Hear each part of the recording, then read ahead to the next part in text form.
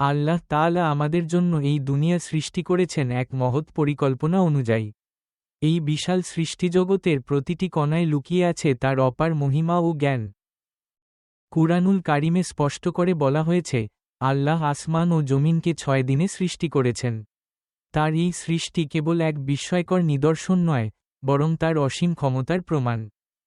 সূর্য, চাঁদ, নদী, পাহাড়, গাছপালা সবই তার অসীম শক্তি ও কৃপার নিদর্শন। প্রতিটি সৃষ্টিই তার একত্বের প্রমাণ বহন করে এবং আমাদের জন্য শিক্ষণীয়। মানুষকে তিনি সৃষ্টি করেছেন পৃথিবীর উপর খলিফা বা প্রতিনিধি হিসেবে। আমাদের দায়িত্ব এই সৃষ্টিকে রক্ষা করা এবং আল্লাহর নির্দেশ মেনে চলা। প্রতিটি প্রাণী, বৃষ্টি, বাতাস সবই আল্লাহর আদেশে চলে। তার ইচ্ছার বাইরে কিছুই ঘটে না এই মহাবিশ্বে।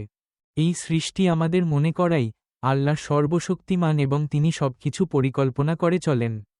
আসুন আমরা আল্লাহর এই সৃষ্টি নিয়ে গভীরভাবে চিন্তা করি এবং তার উপর আমাদের বিশ্বাস আরও দৃঢ় করি।